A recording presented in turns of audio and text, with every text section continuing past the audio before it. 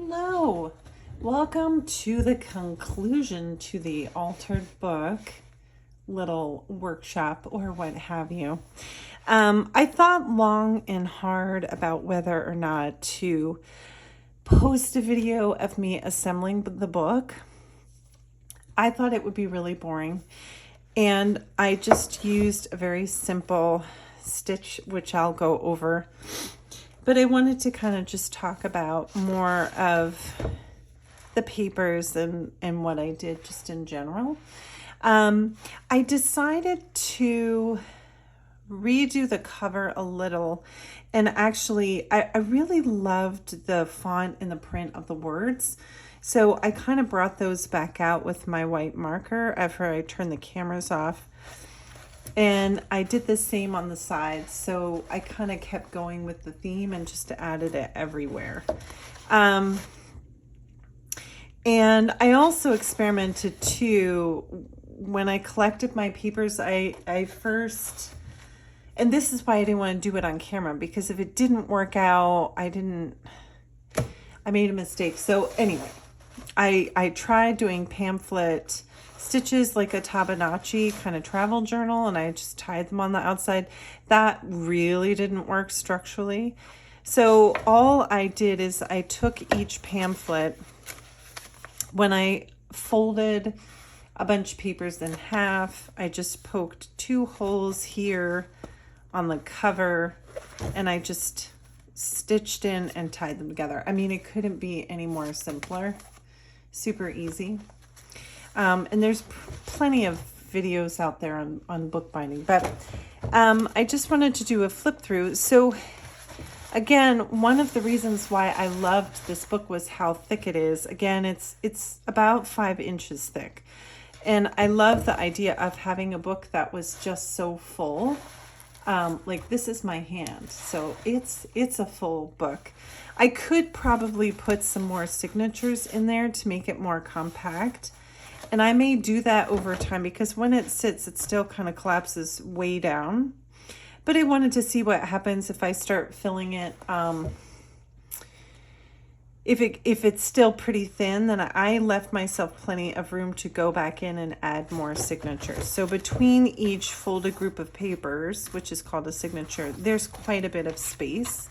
So I can go in and add more things, or if I'm doing more 3-dimensional things on the pages, then there's plenty of room to kind of bulk up.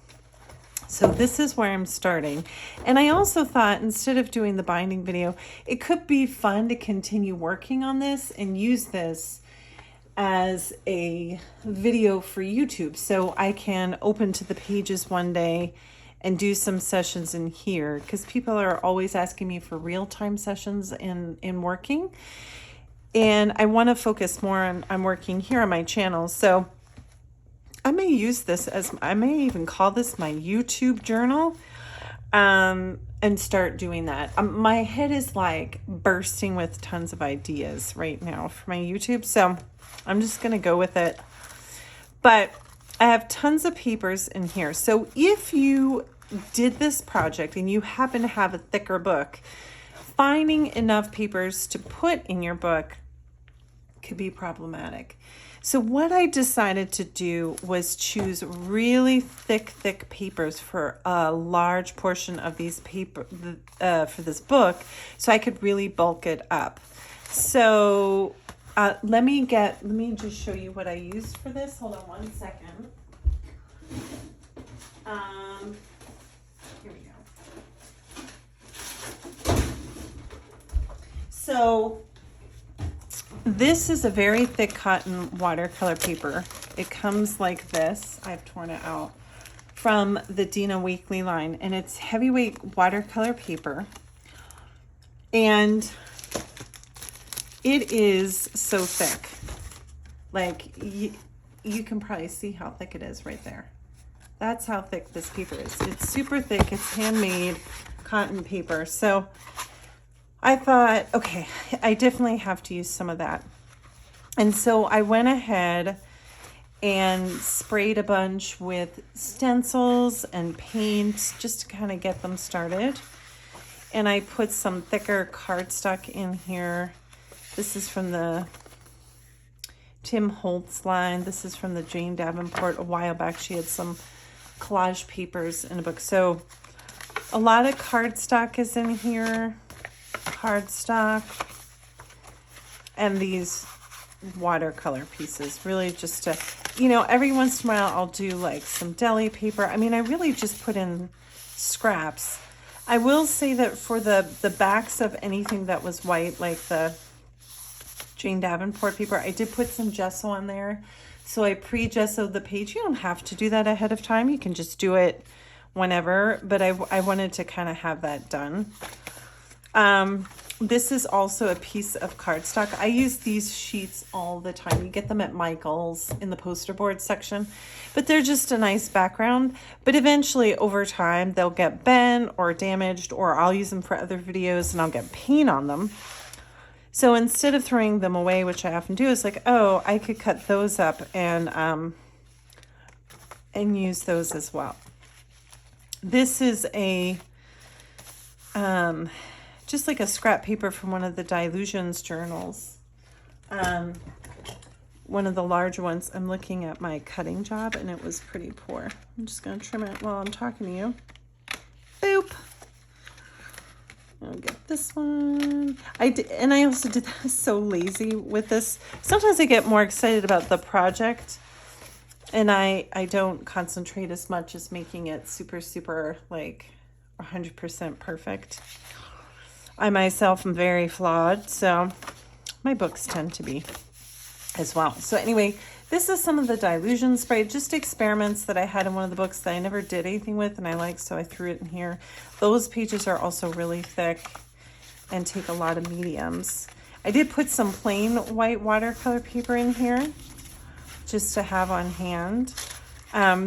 This is a really nice like 140-pound watercolor paper that my baby scribbled on. And I love scribbles, especially if it's from my children, so I put that in there. More Jane Davenport. So as you can kind of see, it's a lot of bright colors, a lot of boldness. More watercolor paper, scraps. Horrible bookbinding job. Just so lazy. I had to keep repunching my holes. Even seasoned artists can make horrible, lazy mistakes. This is like a back paper in one of my journals that I absolutely love the colors on there. You can see me, it's like me testing out pens and stuff, but it makes a good beginning background. So I threw it in there. So again, each signature is very similar to the next because I wanted to kind of keep it pretty balanced. And then I have my end papers that I used in the last video. So for the covers, again, you know, I just stuck to the Posca pens and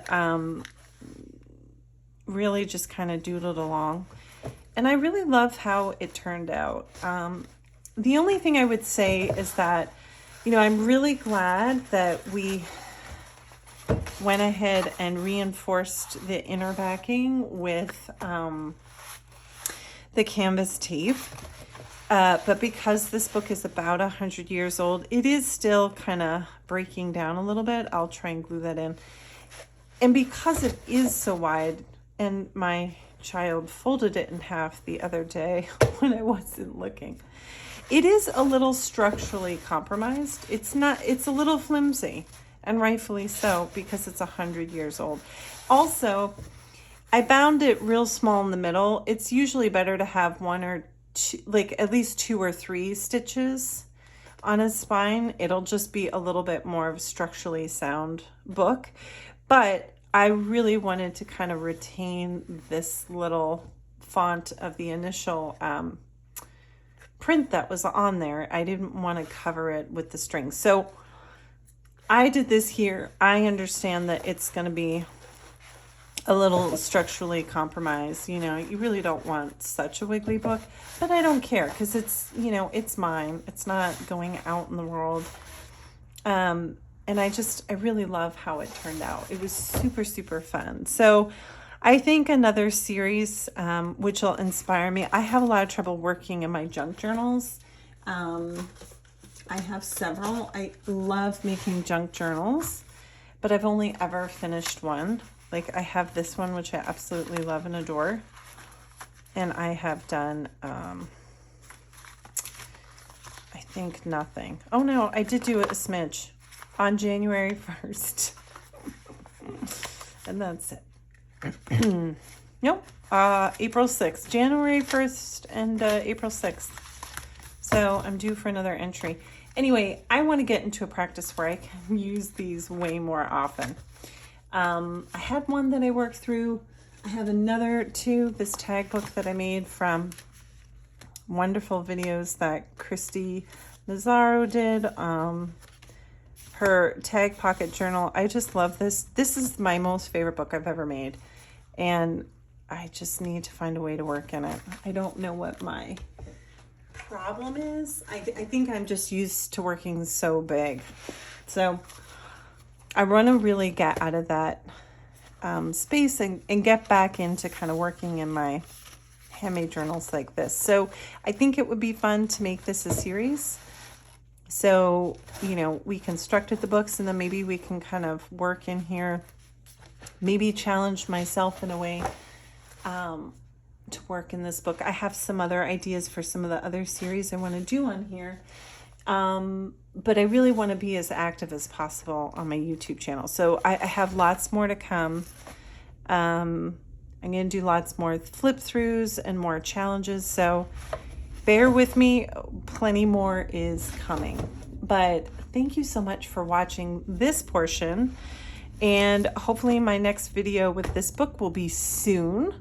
And it will be working on the spreads. And if you work along with me, I would love that. So let's get cracking. Okay, I will see you soon, hopefully in the next few days, and we'll get started working in this book.